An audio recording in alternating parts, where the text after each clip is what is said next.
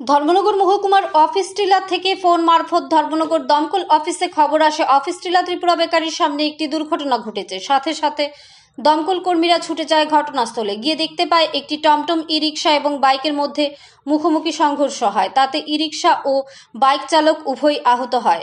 আহত দুজনকে ধর্মনগর জেলা হাসপাতালে নিয়ে আসে দমকল কর্মীরা। জানা যায় বাইক চালকের নাম নারায়ণ চন্দ্র শর্মা, বয়স 57, বাড়ি আলগাপুর।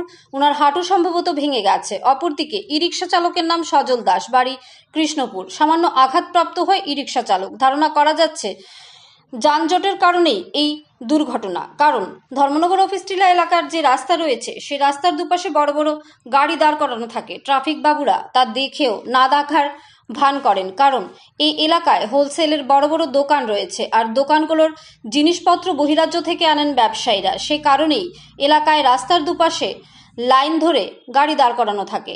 এলাকায়ও এরকম লাইন ধরে রাস্তার দুপাশে গাড়ি থাকার কারণে যানজট সৃষ্টি হয়। আর ধর্মনগর ট্রাফিক বাবুরা তারা ফাইন কাটতে ব্যস্ত। কৃষ্ণপুর, দিঘলবাগ, কামেশ্বর এবং হাইওয়েতে গিয়ে বসে থাকেন। ধর্মনগরের ট্রাফিক দপ্তরের কর্মীরা শহরের যানজট লেগে রয়েছে সেদিকে দেখার তাদের কোনো ইচ্ছে নেই। কারণ যদি শহরে যানজট ছোটানো নিয়ে থাকেন তাহলে তো পকেটে নাগদ নারায়ণ ঢুকবে না। এদিকে আহত দুজনের চিকিৎসা চলছে ধর্মনগর জেলা হাসপাতালে বলে জানালেন দমকল কর্মীরা।